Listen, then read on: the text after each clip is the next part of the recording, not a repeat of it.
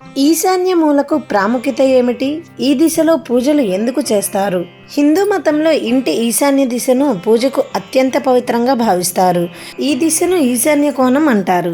మత విశ్వాసాల ప్రకారం దేవుడు ఈ దిశలో నివసిస్తున్నట్లు భావిస్తారు. అందుకే ఇంట్లో ఈ దిశలో ఏదైనా ఉంచే ముందు వాస్తుశాస్త్రానికి సంబంధించిన కొన్ని నియమాలను గుర్తుంచుకోవాలి.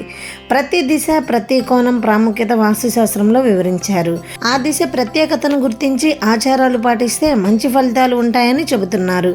వాస్తుశాస్త్రంలో 8 దిశలను వివరంగా వివరించారు.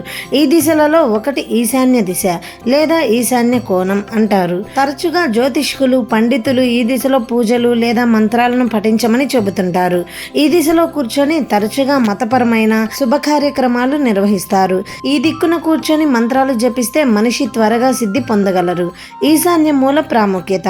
మతపరమైన దృక్కోణం నుండి చూస్తే దేవతలు ఈశాన్య మూలలో నివసిస్తున్నట్లు భావిస్తారు. అందుకే పూజా స్థలాన్ని ఈశాన్య మూలలో ఉంచాలని సలహా ఇస్తారు. ఈ దిశలో కూర్చొని పూజ చేయమని కోరతారు. సానుకూల శక్తి ఎల్లప్పుడూ ఈ దిశలో ప్రసరిస్తుందని నమ్ముతారు. అందుకే వాస్తుశాస్త్రంలో, మత గ్రంథాలలో ఈ దిశ చాలా పవిత్రమైనది, శుభప్రదంగా భావిస్తారు. మీరు ఈ దిశలో శుభ్రతను పాటించి ఇంట్లో పూజలు ఇక్కడ చేస్తే మీ జీవితంలో ఎప్పుడూ సమస్యలు ఎదుర్కావంటున్నారు పండితులు. ఈశాన్య మూలలో పూజ ప్రాముఖ్యత. హిందూ మతంలో ఈశాన్య మూలలో ప్రార్థనా స్థలం ఉండడం చాలా పవిత్రమైనదిగా భావిస్తారు. ఈ దిశలో గోడల రంగు పసుపు రంగులో ఉంచడం చాలా శుభప్రదంగా పరిగణిస్తారు.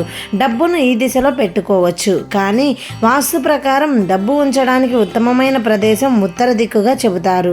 ఈ దిశలో ఆరాధించడం ద్వారా ప్రజలు ఎప్పుడూ సమస్యలు ఎదుర్కొనరు, జీవితంలోని కష్టాల నుండి ఉపశమనం పొందుతారు. ఈశాన్యంలో ఏం చేయకూడదు. వాస్తు ప్రకారం ఈశాన్య మూలలో ఏదైనా బరువు వస్తువును ఉంచడం అశుభం. ఈ స్థలంలో బరువైన వస్తువులు ఉంచితే ఇంట్లో డబ్బు కొరత ఏర్పడుతుంది. ఈశాన్య మూలలో స్టోర్ రూమ్లు మొదలైన వాటిని నిర్మించకూడదు. ఈ దిశలో ఎప్పుడు బూట్లు, చెప్పులు, చెత్తను పెట్టకూడదు. ఇలా చేయడం వల్ల ఇంట్లో సమస్యలు రావడం మొదలై అనేక రకాల సమస్యలను ఎదుర్కోవాల్సి వస్తుంది. తెలుసుకున్నారు కదండి. మీకు ఈ వీడియో కనుక నచ్చినట్లయితే ప్లీజ్ లైక్ చేయండి. ఇలాంటి మరెన్నో మంచి వీడియోస్ కోసం మన ఛానల్ని సబ్స్క్రైబ్ చేయండి. మరో మంచి వీడియోతో మళ్ళీ కలుద్దాం. Thank you for watching.